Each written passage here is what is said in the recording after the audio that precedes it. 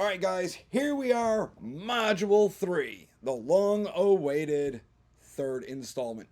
So just to recap real quick, in Module 1 we went over basic gun safety and all the rules and all that good stuff, and ammunition components, etc. In Module 2, we covered the pertinent Connecticut laws that the state of Connecticut deems you to know through HB 6667. This one is all about how to hold a gun, aim a gun, shoot a gun, and of course all the gear and gadgets that go into it. And I'm going to add in a bunch of extra stuff too. So without further ado guys, let's jump right into it. So at the end of the video, this was our last slide. Now let's get into other use of force options. So with a state permit here in Connecticut, you are not just stuck at buying guns.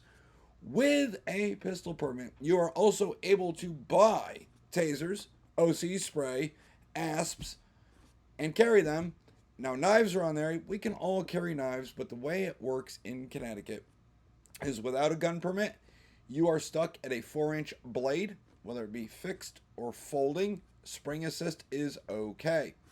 But with a valid Connecticut state pistol permit, you can have up to a 6-inch blade. Fixed or folding, spring assist again is okay. When it comes to auto knives, unfortunately you are limited to 1.5 inches, regardless if you have a permit or not. Remember guys, you can own things that are bigger, you just can't carry them. You can go right now to the store and buy a machete. That does not mean you get to walk around the streets with a machete. Sorry guys, this isn't the UK. Alright, so we all know how tasers work. Little probes come out, they hit the bad guys, zappity zap zap zap. Hopefully it works. Hopefully you get a good contact. But we've all seen the videos where they fail. They are not a guarantee for less than lethals. And you have to be within 10 to 15 feet of the target. Now this can also cause heart problems. It can cause a heart attack, depending on what they're covered in. I've seen videos where they spontaneously combust into flames and then run around on fire. I don't condone that, but it is an interesting video to watch nonetheless.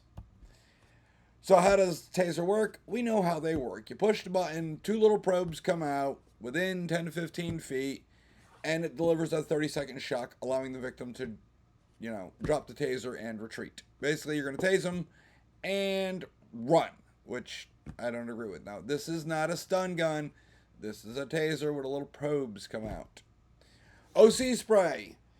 You technically need a valid state permit for this. Now, it's kind of a weird gray area. Like I always tell everybody in class, you can go to the store right now and buy this. You can order them online. You can carry them on your keychains, in your purse, etc. Nobody really bats an eye at it. But the moment you use it, now they care. And if you don't have a valid state permit, well, they're going to hem you up. All right? OC spray is supposed to affect the mucous membranes, like the eyes, the nose, the throat, the lungs, causes instant capillary dilation, causing your eyelids to shut. The bronchial tubes may swell, making it hard to breathe, and it may incapacitate an attacker for up to 45 minutes. Or it could do none of this, because sometimes it just doesn't affect people. Not everybody is the same. I noticed this when I was in boot camp in the mid-90s when we did the gas chamber. Some people had a really, really bad time. I was just kind of irritated. I didn't like it, but it didn't shut me down. So it doesn't affect everybody the same way. So when it comes to less than lethal, you can do what you want. But, I prefer, just seeing what was coming up next, I prefer something like this. All right, these are legal in Connecticut. Hell, they're legal in all 50 states because they're not guns. And we're talking about the Burner Launcher. You could go buy one of these right now at your local gun store, your local FFL. There's one in North Haven, and that's all they sell. So a shout out to Peter there at Urban 2A. So what is this? Well, it is something that looks like this. It is not a gun. It does take a magazine, and this one is loaded with spicy rounds. All right. How does it work? Well, it's got a CO2 cartridge right in here, and when you pull the trigger, whatever is in here is coming out. It does have a chamber indicator at the top. You can see right up here. I know there is a ball in here.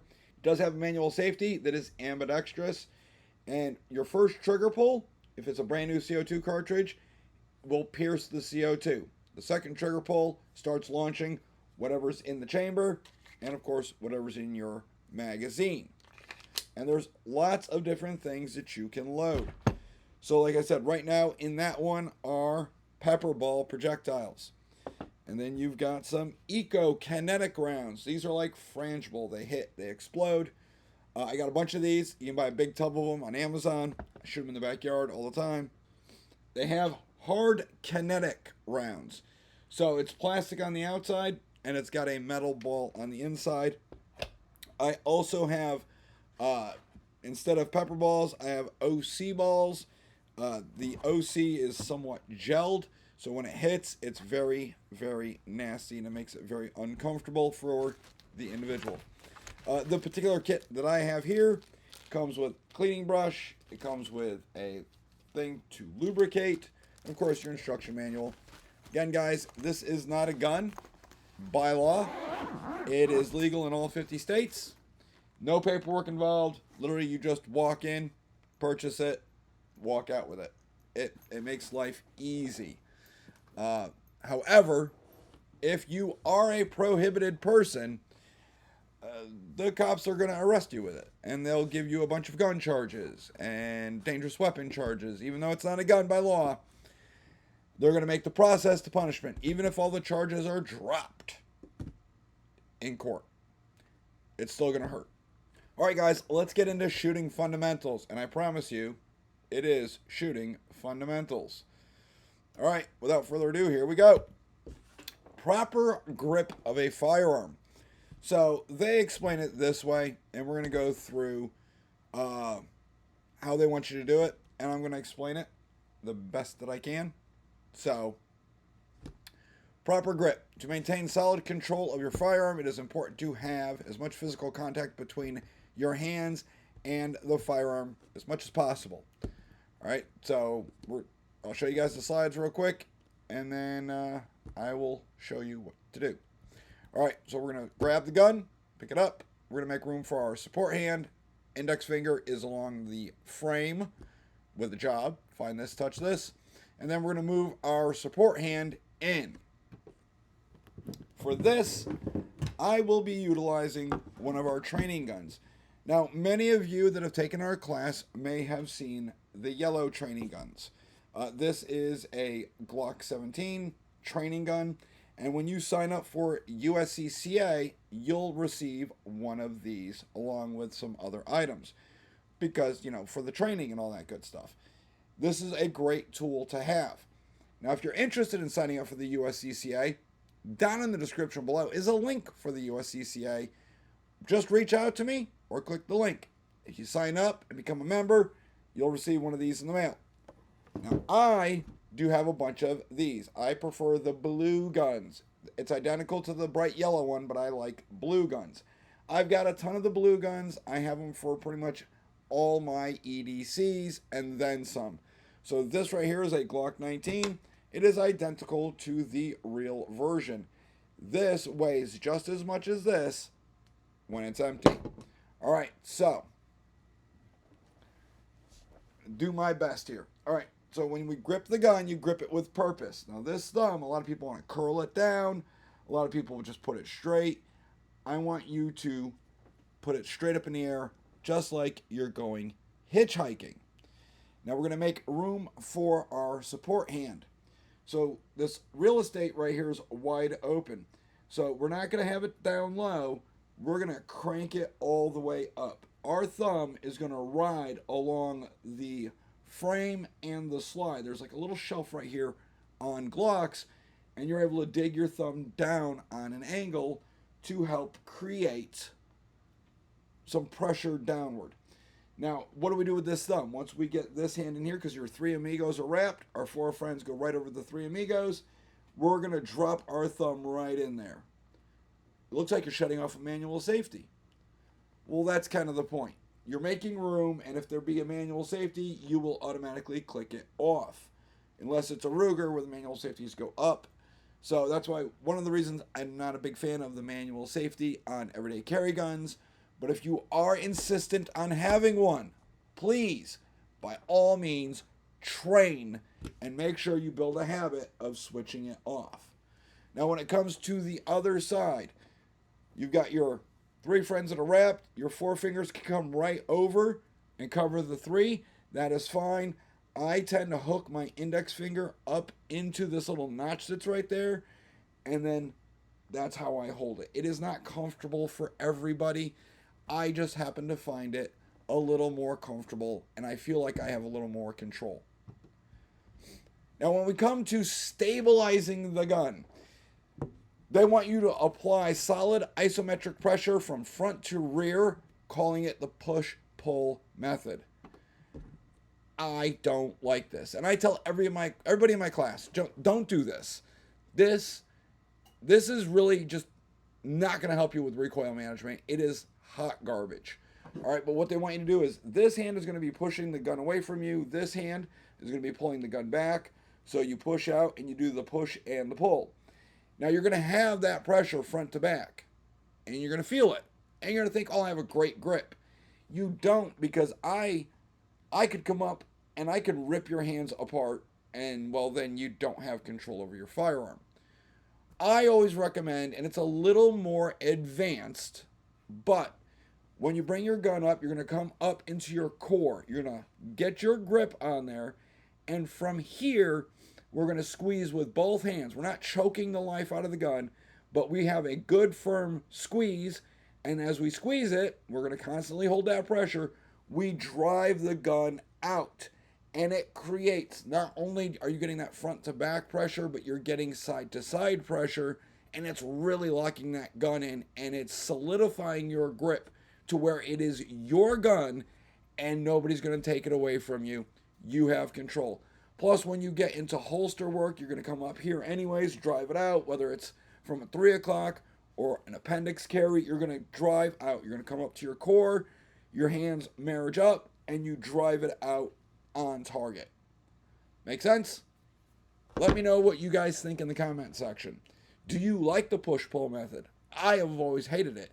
I'd rather come to my core and drive out. That's me. That's just what the gun should look like, top to bottom. So when we're looking down on the gun, you should see both thumbs on the same side going straight forward, because more advanced shooting, you're actually using your thumbs that are on the gun to point and drive the gun. We don't drive off our sights, we drive off our thumbs, and then at the very last second, you get a good lineup. You know, you practice enough, you're going to have that muscle memory. Some people say that habit of when you drive it out, it's already lined up for you. But when I switch from target to target to target, my initial movement is going to be eyes, and then I drive thumbs in that direction, and my sights line up pretty much immediately because I've done it enough. Hope that makes sense. Now, the natural neutral isosceles shooting position. All right, I am not a big fan of this. They teach this in class, and I usually poo-poo on it. Here's the deal. If you look at the way she is standing, she is in a static flat range.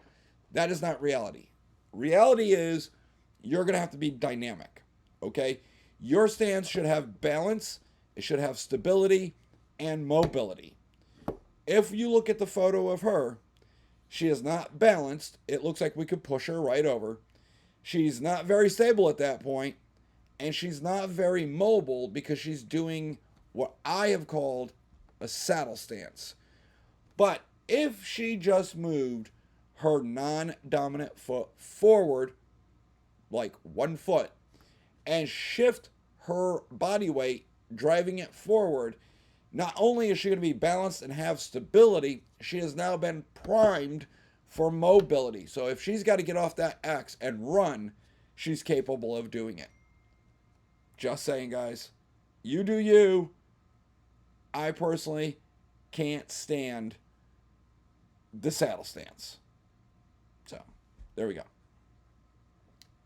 Let me know what you guys think. Sight alignment. It's pretty easy, guys. You're going to punch the gun all the way out. You're looking through the notch of the rear sight.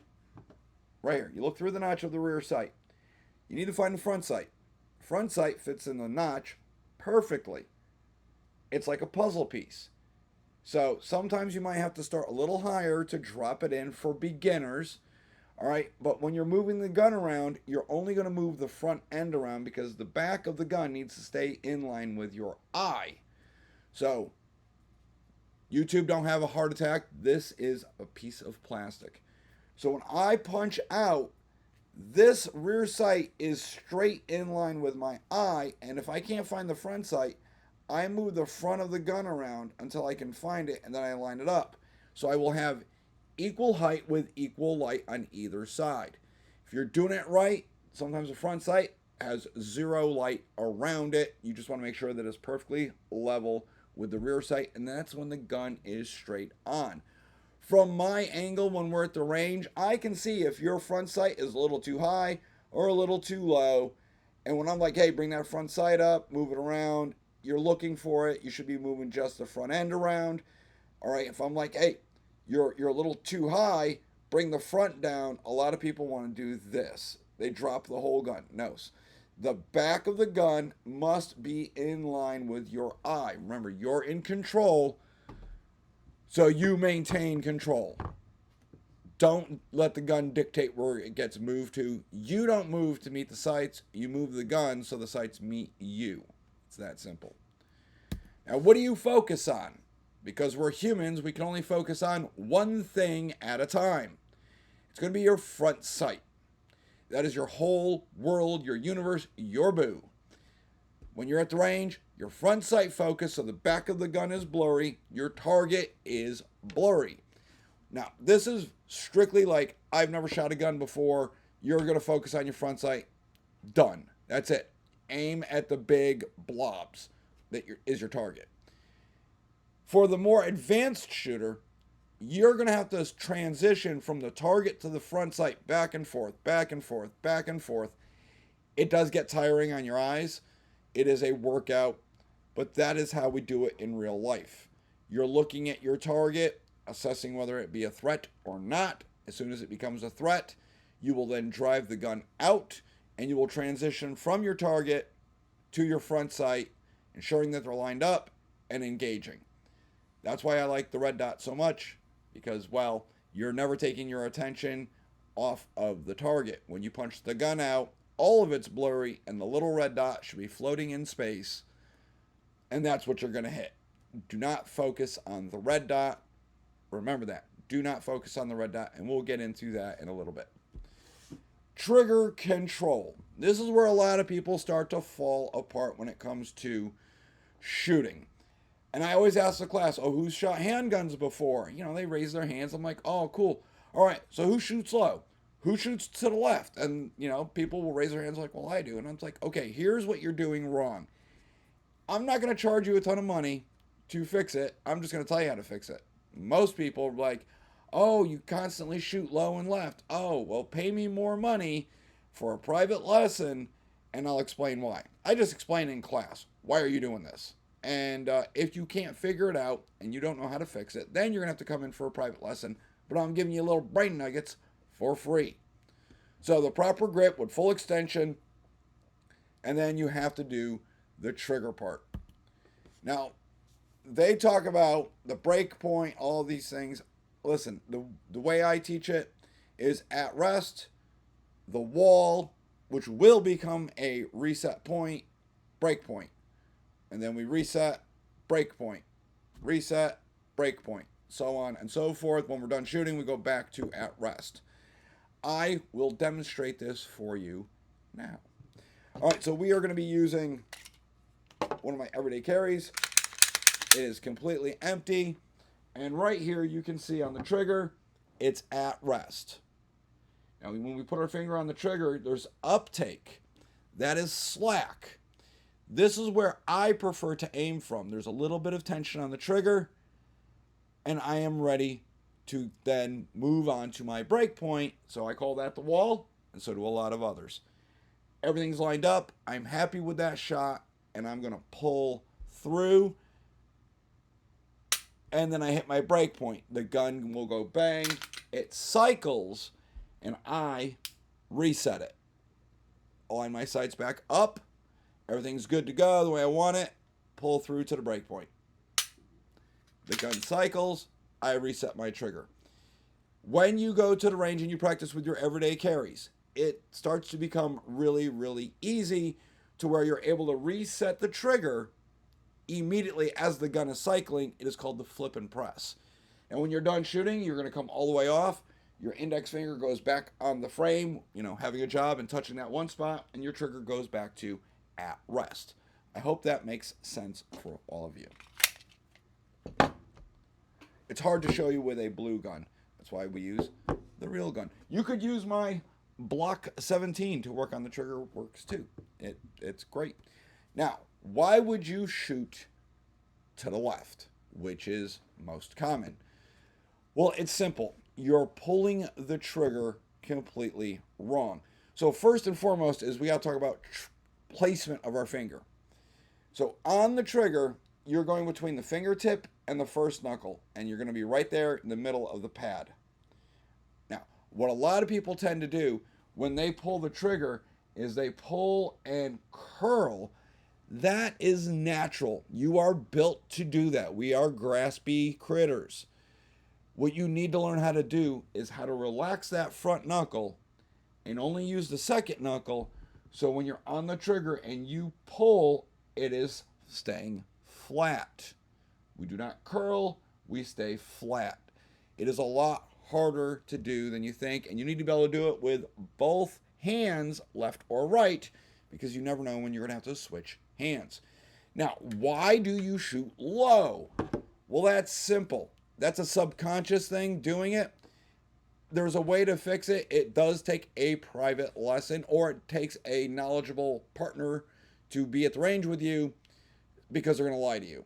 All right, they're going to use snap caps. They're not going to tell you where they are within the magazine. And what you're going to be looking for is your subconscious moving the gun unintentionally. All right, you're doing it on purpose. You don't mean to be doing it. So when you're shooting, we know that the gun will automatically recoil. Okay, there's an explosion. You get that recoil. Your subconscious does not like it. So subconsciously, your brain tries to drive the gun back down. It's not timed properly, and you end up shooting low. And what happens is when we hide snap caps into the magazine, which I will show you with the unloaded Glock 19. For me, when I shoot, if I get a misfire or I hit a snap cap, this is what my firearm does. It does not move.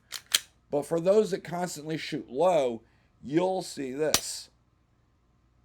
Or it may look like this. Like it's a double jerk.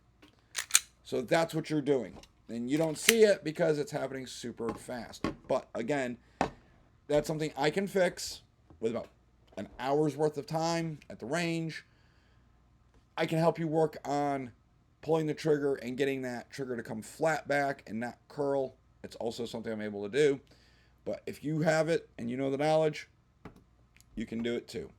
All right, let's talk about some gear and gadgets. Now this one is insane. So holsters, flashlights, lasers, gun safes, and more. I literally went and if you saw the boxes of holsters I have, you would think I have some sort of weird problem. I am a holster whore. I love trying out new holsters. I have some of my favorites. I have some that I'm like, oh, okay, this looks pretty cool. Most of them, though, I'll be honest, guys, they were sent to me for free by the companies to T&E, so test and evaluate. So let's get into it. First up, Everyday carry holsters are going to be level 0 or an open top system. I've got plenty of these. I've I've got local brands and I've got national brands, and they come in all shapes and sizes. Let me pull them out for you.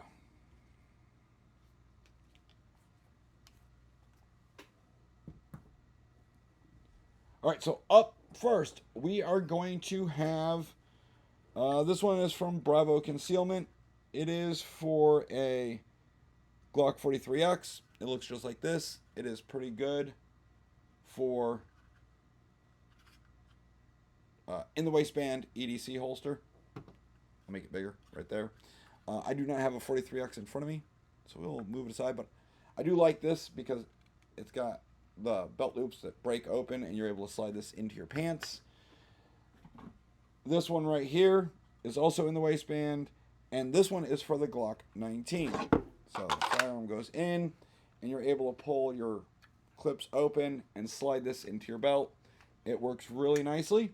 It is level 0, so your firearm just pops right out.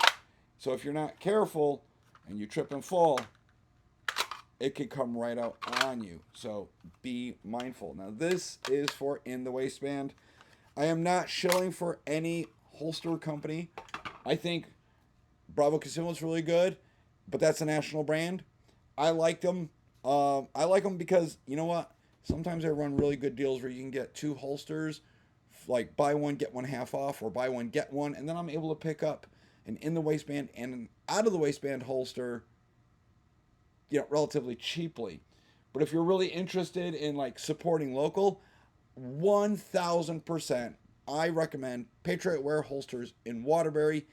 Their holster is actually part of my EDC daily. So if you're in my class, the holster I have on is a Patriot Wear holster, and they're located right behind the gun store in Waterbury.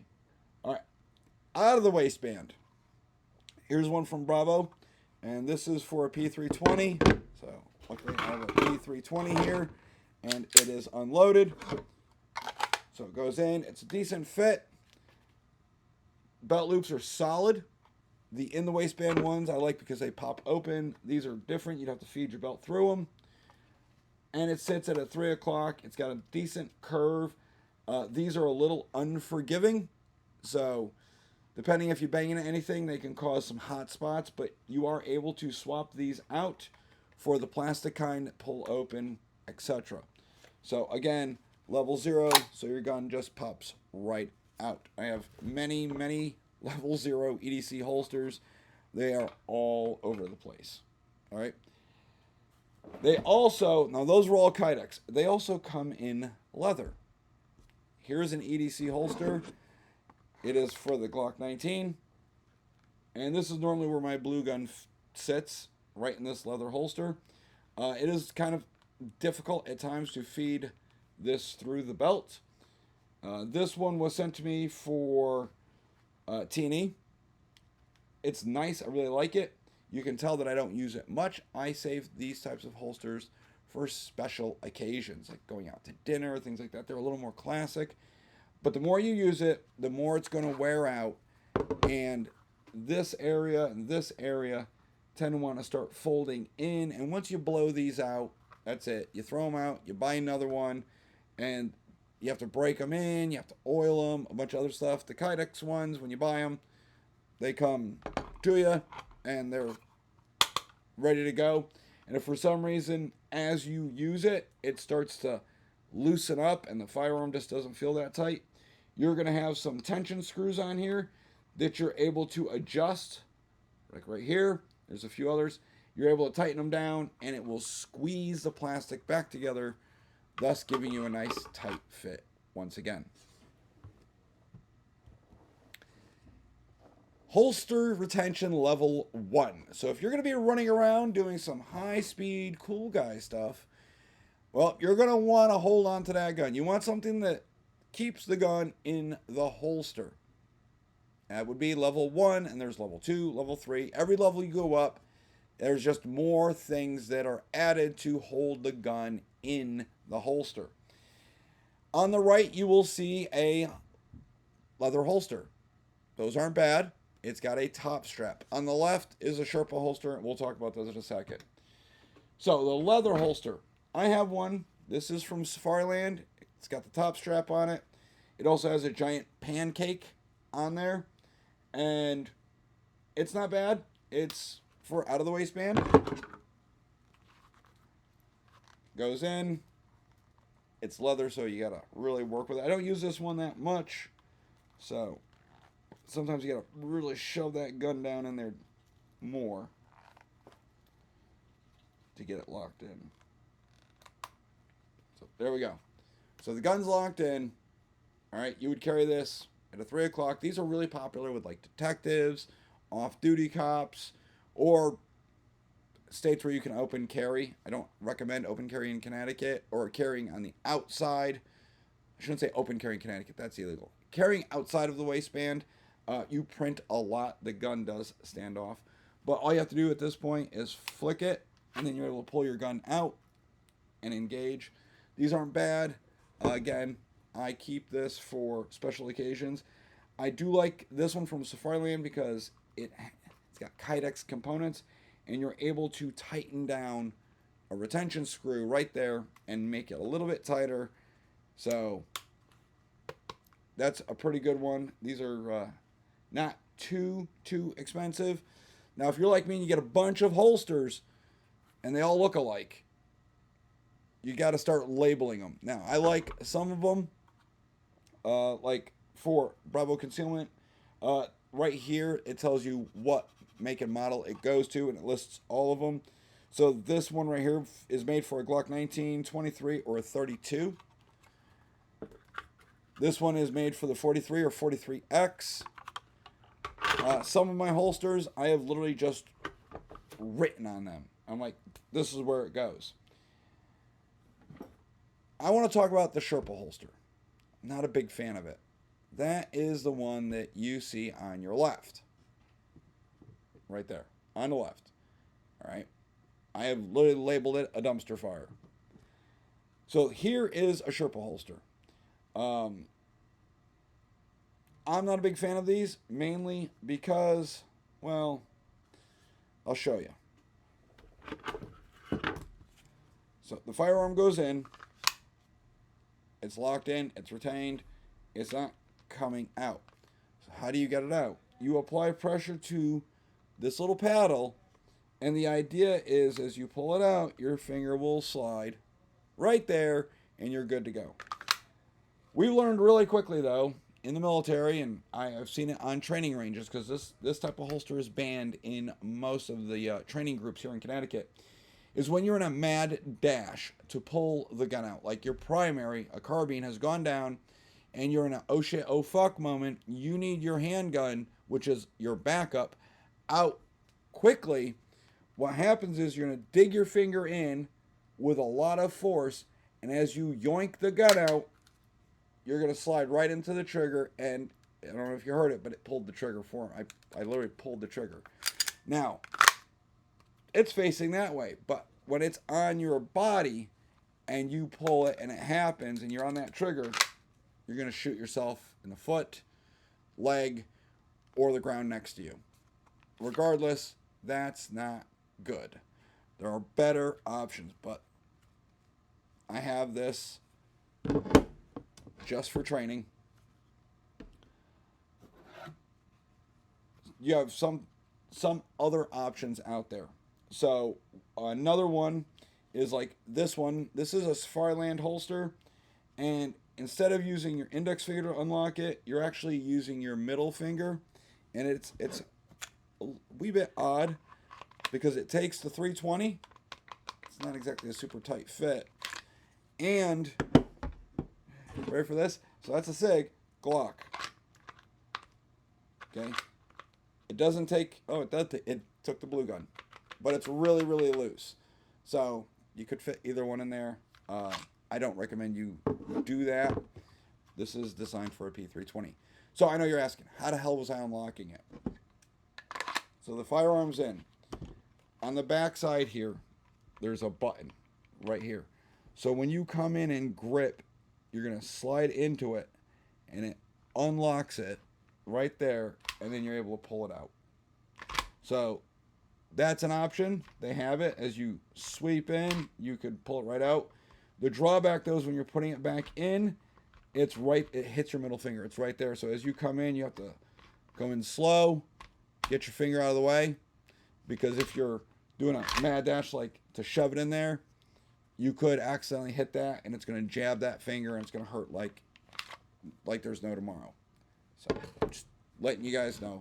I don't even know if they make these anymore. I am a big fan of Safariland holsters, especially when it comes to like tactical stuff. Let's see. You can get holsters just like this. These are perfectly fine. I don't even remember where this one came from, but we call it Patriot Wear. Pretty sure I got a bunch of their holsters. It is for the Glock 19. It is for a 3 o'clock carry, and it's the American flag. And since it was America's 250th just a couple of days ago, it's perfect. I love it. Again, level 0 though. So that's an everyday carry holster. Let's see, what else do we have here? That's another Sherpa holster. All right, so we're going to go back to the forbidden fruit here. One of the other drawbacks to this type of holster is not just inadvertently pushing on it, yoinking the gun out, and shooting yourself, is getting debris up behind there. Once you get some rocks and dirt behind there and you push, forget it. It's not going to happen. It gets jammed, and you won't be able to push on it and get the gun out. So they have a different style. Same premise, but it's a flat paddle. Then you push it like this, and the firearm would come right out. So this one is for the Glock. It's got a big pancake on the back. You're able to adjust it for different cants. And then you touch this, pull it out. Again, though, your finger is supposed to slide between this little channel right here. And it tries to ensure that you don't pull your trigger, but you can see it's still really, really easy to do that, especially under tension. So, again, not a big fan of these, but I do have them to educate people like you.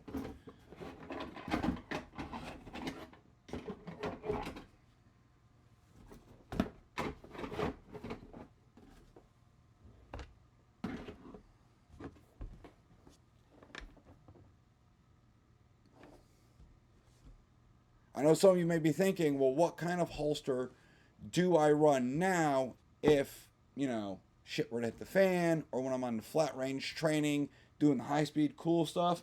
You can see that there's a gun belt right here. On the bottom, I have a Safariland holster, and I just slid it off. It looks just like this. This is a level 3 holster. I currently have it set up for a 19X. It's designed to take a light. It is wrapped in multicam Cordura. It is a level 3, like I said. So you've got a locking mechanism. You've got the hood cover, which helps keep it in. And there is another mechanism on here. It is designed for any Glock 19. So you can take your regular Glock 19 and put it in.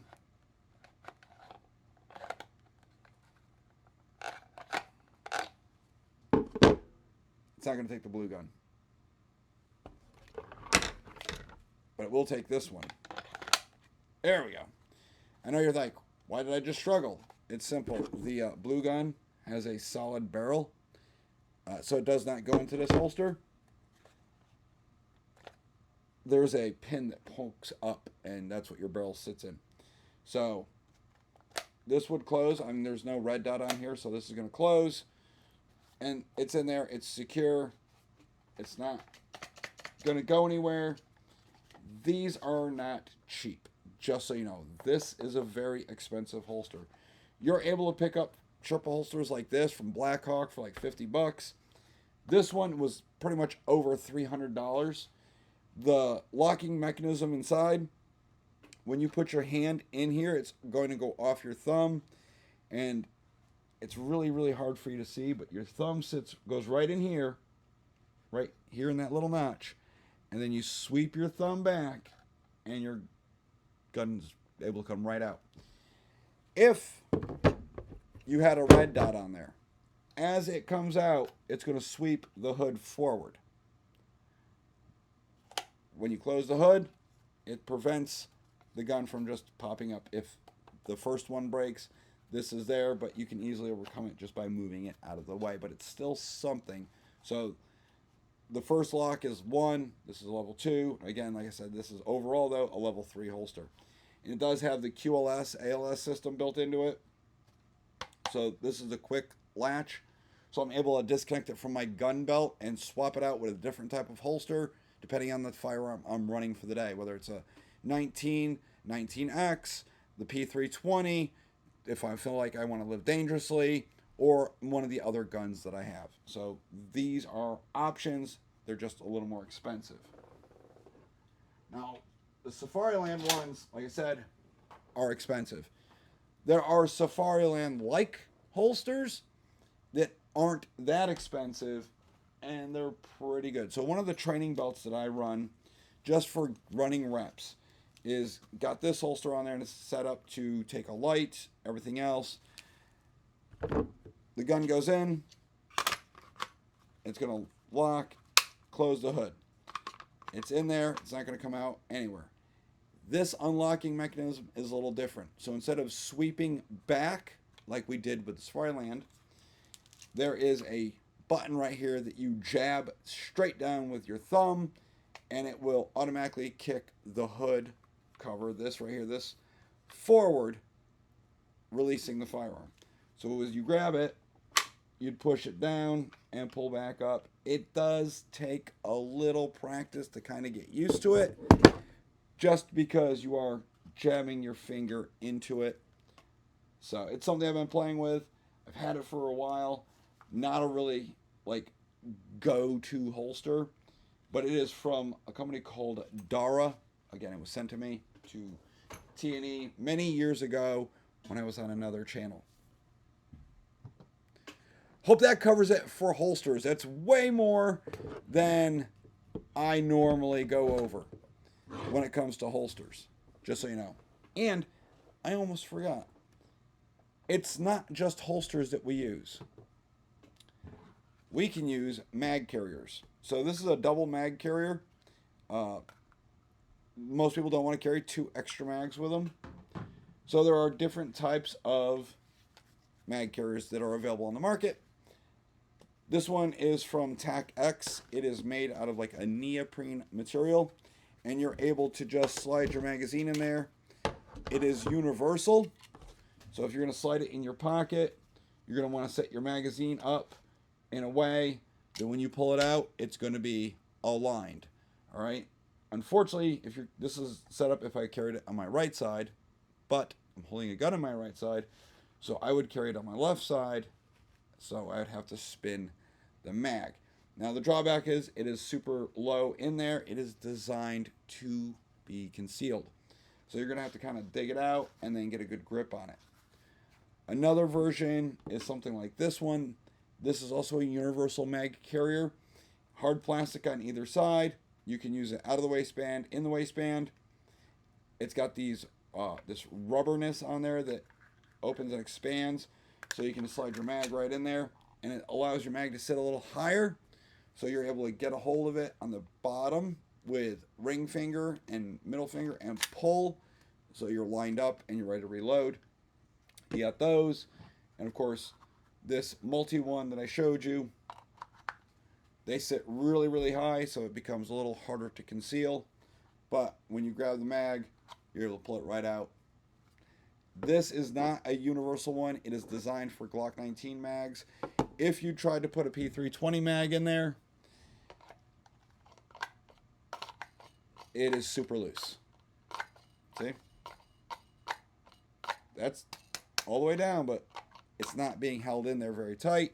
But the Glock 19 one, you can hear it engage, and it's a little harder to get out. So it will be retained better. So make sure if you're buying universal or one that is set up specifically for a certain gun, make sure you understand that. And these are just generic EDC ones. I do have standalone ones right here. They have 19X mags in them, an AR mag, but this is a gun belt. This is for a little more running around flat range training, doing defensive work, not EDC or anything like that. Hip holsters, which is pretty much what we just went over. You either have belt loops that go through them or the pancakes. I showed you both. The pancake is this big wide area, and then belt loops are going to be like this, where the belt just goes right through. I prefer the ones that kind of break open so you can take the gun and the holster out. The ones where the belt feeds through and it's solid, sometimes you're going to have to pull the gun out in order to take your belt off, and what do you do with your gun at that point? It's kind of a pain in the ass. So always upgrade to the belt loops that are pull apart. You can open them up and slide them in, etc. It's way better. Deep concealment. They're talking about front pocket holsters and back pocket holsters. These are just hard nose.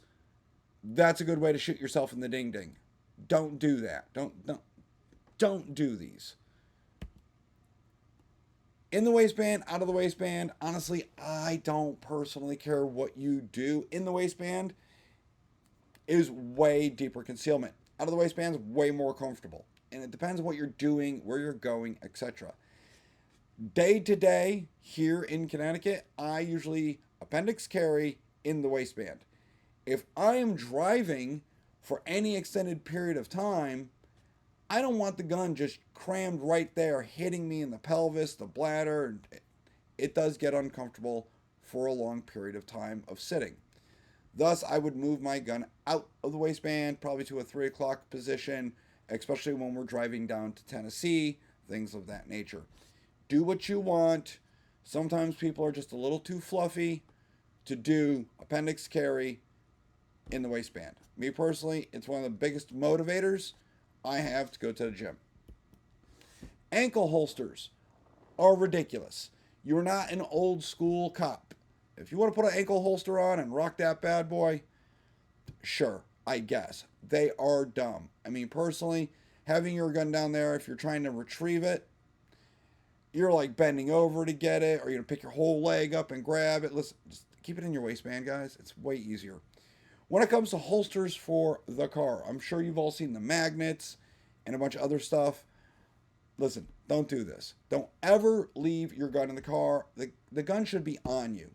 This way, if you're in a car accident, when you're extricated, if you're unconscious, and they take you to the hospital, you know what? The gun is with you. It is not left behind in the car, especially if nobody knows it's there and it flew into your back seat and nobody knows it's there. It's still your responsibility, but God knows what's going to happen to it. It could fall out on the way to the wrecker, to the junkyard. It could be found by someone who's like, oh, new gun, winner chicken dinner. Doesn't matter. It's still your responsibility. So just keep the gun on you personally. If you must leave the firearm behind in the vehicle, me personally, I'd give it a real hard thought. Do I really need to be in this area where I have to leave my gun behind? But if you were going to, I recommend you put it in some sort of safe. That's it. Otherwise, just keep it on your body, guys. I'm not a big fan of the holsters for the car. Fanny packs, purses, both of these are kind of dumb. I've seen plenty of ads for the fanny packs. I'm not a big fan of them. I do have one floating around here somewhere. It does have a quick rip open. You can just rip it open and you're supposed to be able to extract your firearm at that point. I just find it way quicker just to have a holster and just yoink it out. When it comes to a purse for ladies, I never recommend this. Your purse should be sacrificial. If somebody is willing to do you harm for your purse, give them the purse. It's that simple.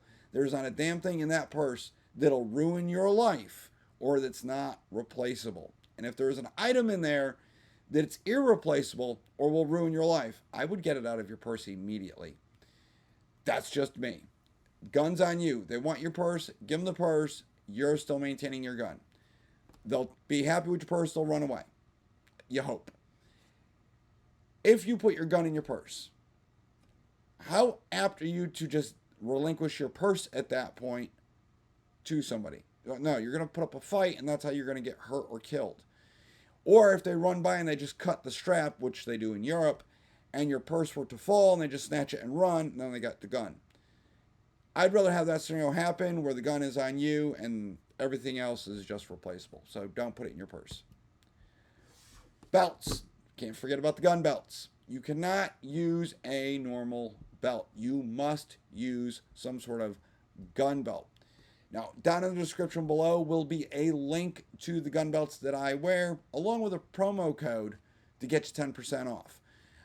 Next belt is an okay belt. I prefer Core. I've been using them for years. You guys have seen the reviews that I've done in the past, and I'm working on a review now, and we have a Core giveaway coming up. But my Core belts are either going to be like this nylon one. It ratchets, so inside tracks. When it goes in, you can hear it. They are a one size fits 99% of the people. On the inside here are the sizes for your waist. And you must cut it down to fit you. And it's usually at 6 inches due to concealed carry in the waistband. So when you get this belt, it's going to be huge. It's like a size 54. You're going to have to cut it down. I have videos of how to cut them down. All right, now, I showed you guys this, the nylon one. Here's a piece of the one I cut down, and you can see all the measurements on the inside. If that's not your jam, you're like, but Todd, I wear suits and whatnot. Well, you can get leather. Here's a leather one. It comes in black. All right. You can see they have the measurements on the inside. Cut them down. We're going to go over in the upcoming video dealing with leather holsters on what makes these so special, the core and everything. And again, we have one for a giveaway. So look forward to that, guys. The giveaway will be usually in that video. If you're watching this like Legacy way back later on, yeah, you missed that one. So tactical lights, just flashlights, guys. You need to have flashlights. A good flashlight, something that puts out a lot of lumens. They talk about a minimum of 60 lumens, staring at the sun's 125 lumens. Takes lithium batteries. I swap my lithium batteries out at least once a year. Generally, I do it when I change smoke detectors in the house, the batteries in the smoke detectors. So basically, daylight savings time. You should try to have a weapon light because you're not allowed to shoot things in the dark. That is illegal. You need what's called PID, so positive identification of threat. Illuminate it. If it doesn't belong there, boop it. I carry a weapon light as an EDC. It's in my backpack, my everyday carry backpack. It also works as a handheld. Spend the money, guys. Flashlights are a buy once, cry once item. I'm a big fan of not O-lights. O-lights are garbage, but I like Surefire. Hands down, or Streamlight. One or the other. That's what I like. And for me, an everyday carry gun, prerequisite-wise, it must have either an accessory rail, like the Glock 19, or a full-on Picatinny rail, like this P320. The current everyday carry gun that I use now has a Picatinny rail on the bottom that accepts the light. Lasers on your handgun. I guess if you want. Me personally, I think lasers on your guns like this are stupid. You see people messing around with them all the time at the range. They're all over the place. Most don't understand the lasers go straight and your bullets fly on a parabola. So a big ass arc. That's not going to line up. All right. So depending on the distance to the target, your bullets are going to be hitting higher or lower. Thus, you need to know how to compensate. I see too many times people at the range constantly adjusting their laser, and they don't understand this concept. Lasers do have a place. I have lasers on my carbines, but they are infrared lasers, and you need the magic goggles to see them. I don't use the visible laser. Basically, I'm saying don't be this guy. He is telegraphing his location to the bad people, and you're making yourself a giant target, just so you know. Red dots on guns, hands down, are superior to iron sights. I freely admit that. Like I said earlier, you don't actually have to take your attention off of your target. You just punch the gun out, little red dot floats in space, little green dot, little amber dot, whatever color helps. Now, some drawbacks. If you have astigmatism, your red dot usually gets all blown out. There are special red dots that will help you compensate for this. They are built for people with astigmatism. They're a little more expensive. They also run on batteries. They also have a shake awake. So if the batteries die or the shake awake doesn't work, you will have no red dot. Thus, you need to learn how to go back to your iron sights. And I hope to God you've upgraded your iron sights, because if they are the standard iron sights on a gun, the standard ones from the factory, they will not be tall enough once you put a red dot on. You need what is called suppressor height sights. And then you have to take your gun to the range and zero the laser, and you're trying to do a co-witness. So when you punch out, your iron sights are lined up.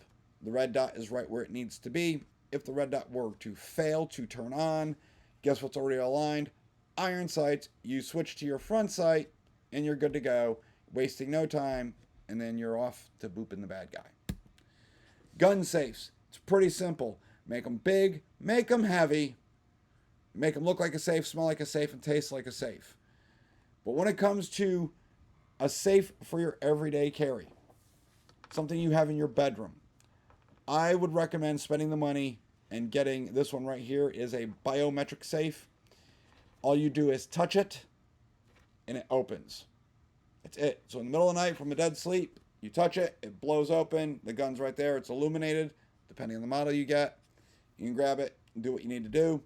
Versus the shot lock on the left-hand side, that you have to put a combination in, and people are like, well, it doesn't take any batteries.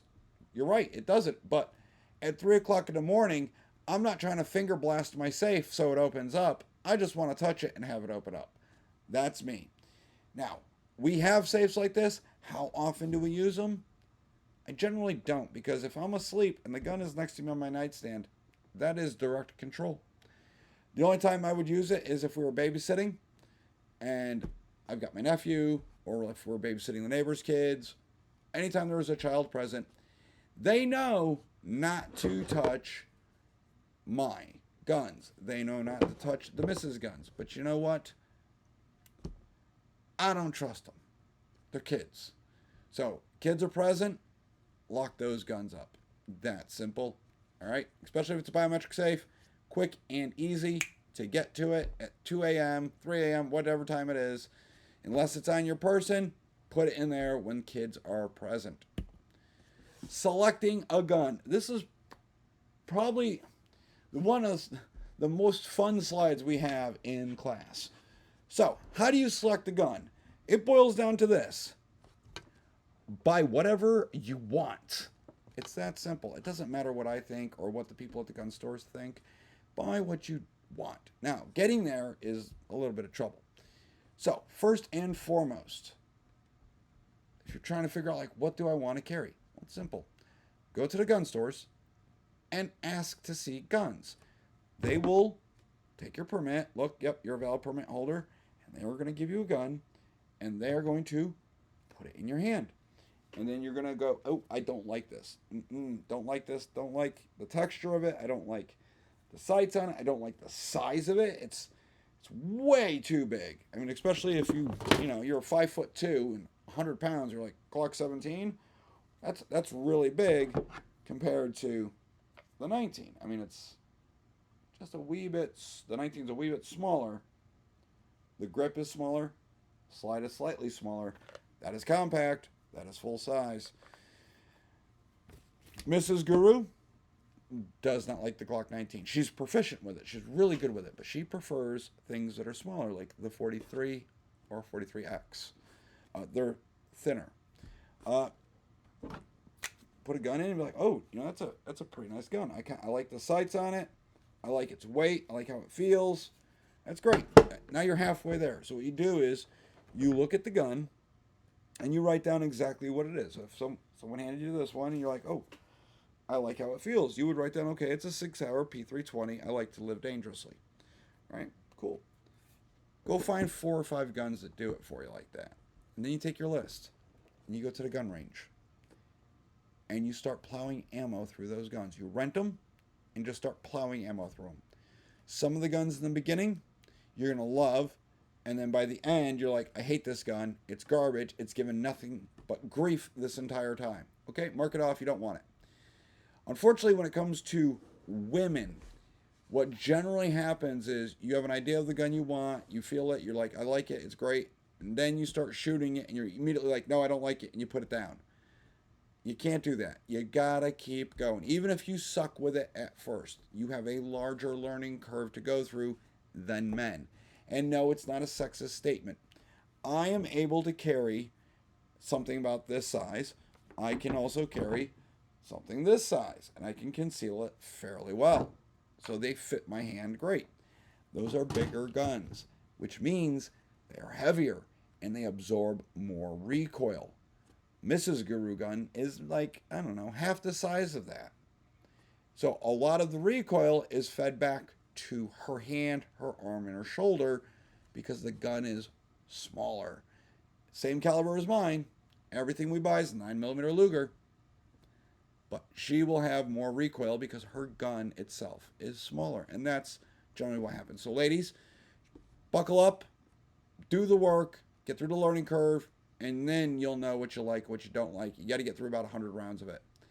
One thing that is actually really popular is once people are trying to figure out their everyday carries, they usually reach out to me, sign up for a private lesson, and I bring out a plethora of handguns for people to try. A smorgasbord, as if it were, of everyday carry guns or home defense guns, depending on what you're trying to do. I'm like, oh, do you want a gun for concealed carry? Or are you looking for more like home defense? Or are you looking for like a combat gun, a competition gun, things of that nature? So you have to consider your grip size, length, shape, angle, materials. Some of my guns, I have skateboard tape on the back. These are from glockgrip.com. If those interest you, there's videos reviewing them and with links to the store. I have some that go all the way around. I have some that are just stock. I've used just camform tape.